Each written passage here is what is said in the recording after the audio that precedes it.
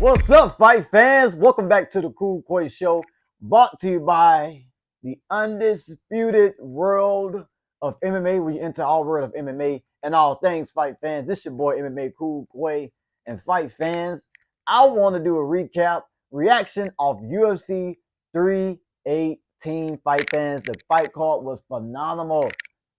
Phenomenal fight card, fight fans in Louisiana, Lafayette.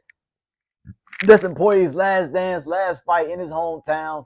It was spectacular, from Weezy walking him out to the co-main event. Paulo Costa, not benches Paulo Costa, but Paulo Costa that came to fight, came in his fight focused, and it just looked good to see Paulo Costa get a victory after his two losses. And Kevin Holland, man, what Kevin Holland, what's going on, man? Kevin Holland just fumbled the fight. But fight fans, I'm gonna get into that. Let's start with Kevin Holland versus Rodriguez, fight fans. Look, listen. I came in this fight certain, very, very certain, that big mouth Kevin Holland was gonna get the job done against the old Rodriguez that slings, that kind of gets sloppy sometimes, slinging, winging punches. I said, you know what? I can see Kevin Holland throwing that 1-2 with that right hand straight down the pipe, dropping Rodriguez and finishing him off in a spectacular fashion, and to get himself a bonus on win and that bonus shit.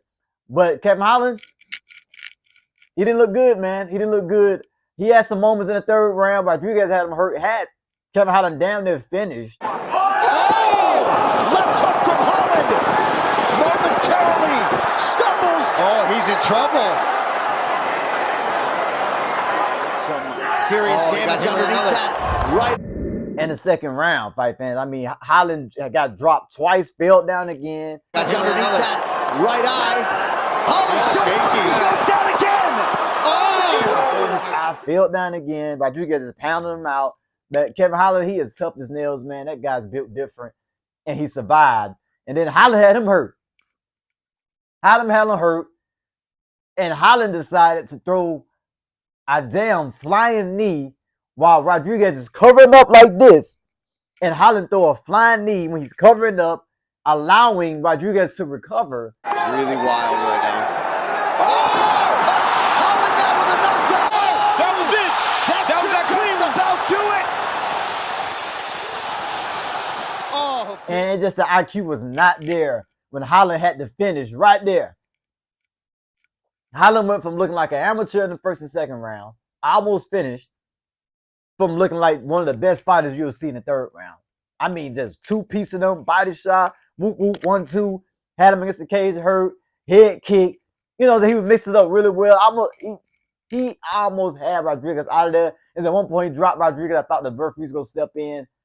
But fight fans, man, I just expected that killer instinct. And if Holland would have picked his shots better, he would have Rodriguez out of there, man. We would have Rodriguez out of there. We were having a different conversation right now. But he just could not pull that trigger. He decided to throw a flying knee. Only thing he needed was another 1-2 or another jab. Rodriguez would have failed. The fight would have been over. But hey, good for Rodriguez, the older guy coming to the fight. You know what you're going to get out of Rodriguez. He's an LA guy. He just coming there just to slang and bang, man. Slang it and bang. That's all that Rodriguez is about. He's not with the grappling. Unless he's hurt or something, he'll grapple. But other than that, he's just slanging and banging. So good performance from Rodriguez. It was a back and forth fight. A good one for the fans. I know the UFC kind of came into this matchup looking at Holland as being the winner. You know what I'm saying? Like, man, just put the win on the platter for Kevin Holland. Because this is a winnable fight. But it didn't turn out like that. Like I said, when it comes to Kevin Holland, man, it's like a roller coaster. He wins some, lose some, win some, lose some. It's like up, down, up, like you're going to Goliath. You just drop down, go up. That's how Kevin Holland, that's just how his career is, man. He's just one of them fun fighters that come to fight anytime. Probably Holland might come back in October, November or something like that. But good performance from Rodriguez. I'm gonna give him his flowers, really good. I'm a fan of Rodriguez. I mean, how could you not be? The guy, he give you what you want, come out there to fight, slinging and banging, like I said. But moving into the co-main event, guys, Paulo Costa. I can't call Paulo Costa Paulo Pasta. anymore. He's Paulo Costa. He's not vintage Paulo Costa, not the old Paulo we seen against Uriah Hall, Johnny Hendricks, and against Yuri Romero. He just walked them down, punched. It wasn't that Paulo Costa, but it was a more strategic, you know what I'm saying, like patient Paulo Costa, picking his shots well, not like rushing anything. But man, what in the hell was Roman Kopylov? It's like Kopylov was just asleep. It's like Kopylov was on snooze mode. It's like he was just, I don't know, admiring Paulo Costa's sexy body and his sexy, you know what I'm saying, model face or something like that.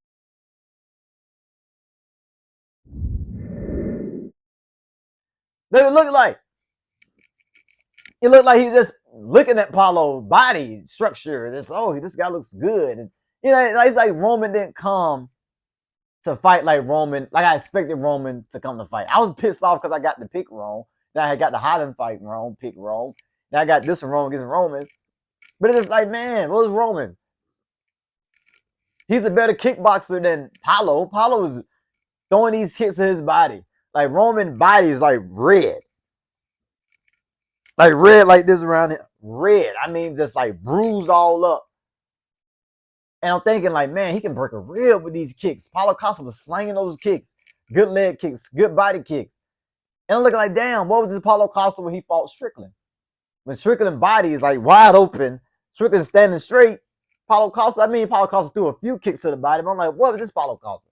I think that this Hamzat Chimaev beef and this the beef they got going on with Paulo and Chimaev, I think that's what's motivating Paulo Costa to, motivate him in this fight to know, like, I need this win for my career and to get, probably like a couple more, probably one more big win, and I can come closer to fight Chimaev if he beat Dricus Du Plessis. You know what I'm saying? Because Paulo, maybe that's what Paulo needs, to be beefing with somebody. So somebody to really piss him off for him to come out there to fight. You know what I'm saying? So Paulo Costa came to fight, looking as hung out still in the third round.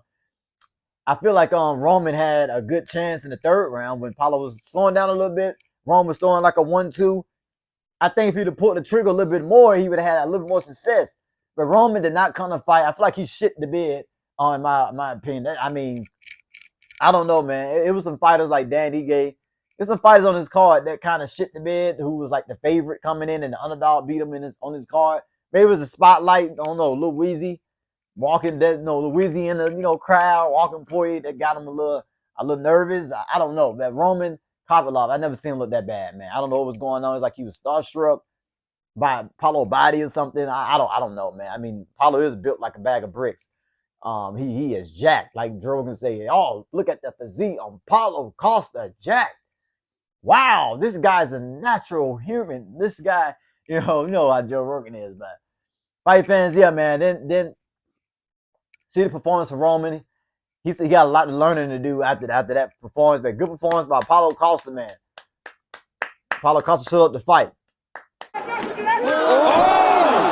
Mouthpiece goes flying. Oh, big crowd strike. He showed up to fight. He had a good game plan. He showed up to fight. He had good timing, you know what I'm saying, catching, Roman as Roman's coming in, you know what I'm saying, good leg kicks. I mean, the kicks that was like, whew, that put this icing on the cake for Paulo, man. Those kicks, he's ripping that body up, man. I feel bad for Roman. I don't know if I know Roman can't laugh. I know he having a hard time getting out the bed, doing a lot of things. Cause man, he worked that body. I mean, I know fighters don't really go down from like leg kicks and and body kicks like they did back then. Not trying to shield the fighters back then, but back then a lot of more fighters went down from body kicks and body punches back then than now. You know what I'm saying? Fighters are usually able to take that and keep fighting, fighting through it. But yeah, fight fans, good performance by Paulo Costa. Good to see him back in the win. Call him Paulo Costa. I like Paulo Costa. I just didn't like the way he was fighting and having a close fight with Luke Rockhold. I was like, yeah, Roman Kopylov is going to tag Paulo easy on the chin. Kick him easy on the chin. Yeah, Luke Rockhold tagging Paulo Costa. Luke Rockhold tagging Paulo Costa. If he can do it, Roman can damn sure do it with the elite striking that Roman has. If Roman didn't show up, man, Roman didn't show up. But Paulo Costa did. So congratulations to Brazil and Paulo Costa in the middleweight division. Paulo Costa is good for the middleweight division.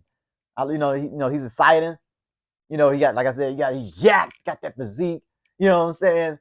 When he hit guys, you thinking he go. When Paulo Costa hit fighters, you thinking in your head this fighter gonna go down.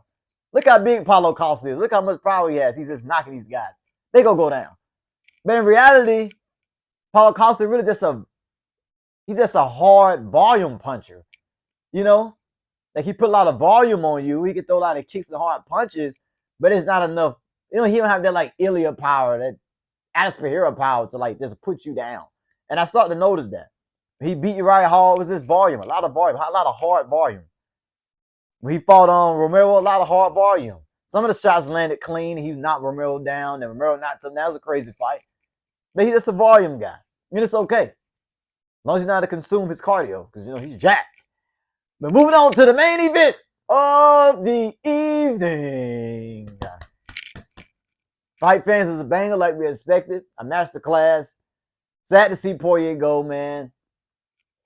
I was in the fight reaction. I was saying, oh, yes, Poirier got Max hurt. Yeah.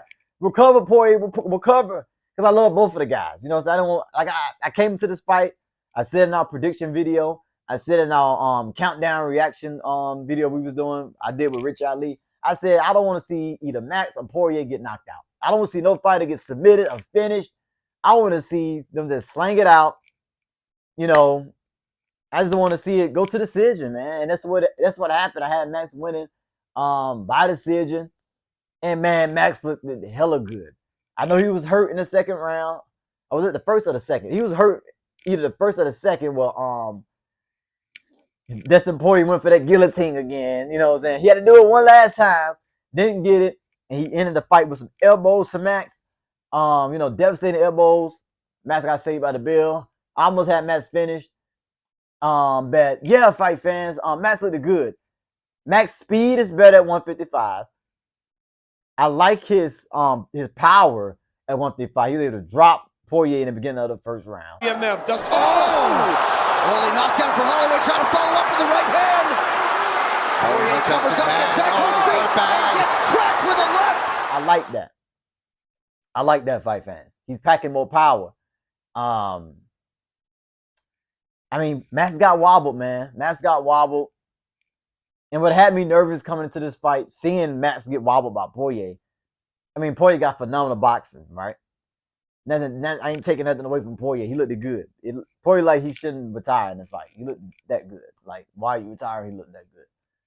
But, fight fans, it's just the fact that Max getting wobbled, man. Like, coming to a Max Holloway fight, you never really had concerns about Max Holloway's chin when he fought Jose twice, when he fought Alexander Volkanovski twice. 3 times. When he fought Rodriguez, when he fought Kevin Cater. He fought all these guys on an Allen, when Max fought Erling Allen and the Korean Zombie. You never had this worry like, oh, Max will get clipped. Max is chinny. Max always been known to have a concrete chin, man. But after him getting knocked out by Ilya, which I kind of figured Ilya could chin him, knock him out. Ilya power is unbelievable. Boxing is better than Max. Unbelievable boxing. Unbelievable power. That Mike Tyson stalking, you know what I'm saying? He dig into it, put his whole, like Jordan say, torso into those punches. So it was a possibility that Ilya could sleep Max. I seen it if he catch Max in the right spot, which he did. But now, it's more of a concern because Poirier is dropping Max. And it's like, oh, man. I don't think they should book Max and Ilya next. I think Max need one more. Let him fight Armin. Let him fight, Charles Oliveira in a rematch. I know Charles called him out, said he want to come back in November, December, which I think is a bad move from Charles and his team. I think he should wait till next year and heal his brain, heal his body, get himself right. But yes, it's just a concern coming to these Max fights. And if Max fight Ilya again, that'll be a sad ending. He probably have to retire, a little bit sooner than 2 years if he fight Ilya and Ilya sleep him again. But I feel like Ilya can't sleep him again. Style makes fights, man. But fight fans, Max looked good. He got Poirier frustrated, like I said he would. I told my man, not frustrated to the point where he's like, oh, come on, fight, you know what I'm saying? And man, you know, and Poirier getting over aggressive. But when Max was moving around, scooting around on the outside, popping his shots, boom, boom, boom, speed in the pocket, bad back. So, you know, Poirier won't get too close and, you know, and get into a phone booth and start, you know, uploading those combos. Max is already out the way, circling around, kicks. The kicks was like just like the overall of the fight, basically. Like, Max had some hard kicks. He threw one kick. Poirier said, ouch. Like, that hurt. I felt that one. That kick to the body. Max was throwing the high kicks upstairs. Because, you know, that Gaethje had success with the high kick against Poirier. So, Max was throwing the high kicks, the leg kicks, the little stump kicks he do, the spinning back kicks. I like when Max do that. Digging into the body of Poirier.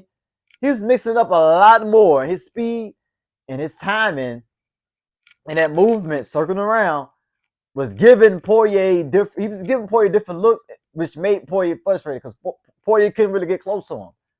Now, Poirier did have a lot of success with the jab. He was busting Max up with the jabs. Back until Poirier, he couldn't really get as close as he wanted to with Max, because Max was moving around, sticking and moving, pop, pop, pop, pop in the pocket. When he swing, Max just get out of there real quick. Land some good shots, get out of there. And land his kicks and his body kicks, his leg kicks. He was really mixing up really good with the kicks and the boxing. Really did good. I almost had Poirier finish in the first round when he dropped him. So, yeah, man. Really good fight as we expected. I'm happy I didn't see nobody get knocked out KO. When I got a little nervous when I felt like Poirier was about to be finished. I got a little nervous and I felt like Max was almost out. And these guys are tough as nails, man. These are the real BMF baddest mother suckers in the business. I got my Max Bless Holloway chain on, as you can see. It's shining bright like a diamond. Yes, fight fans. I had to, the Bless Express, man. Fan for life, man. I'm glad they did the little clips of Poirier's career when he first started. That was really, really good. Had the fighters on there talking about, how amazing Poirier is. We all know how amazing Poirier is, helping the community. He's an inspiration to my life and what I'm doing as a content creator. Just motivate me every day. Just grind harder, man. Grind hard and never give up on yourself. Like my man Rich Ali said, Poirier never felt like downhill in the UFC in his career.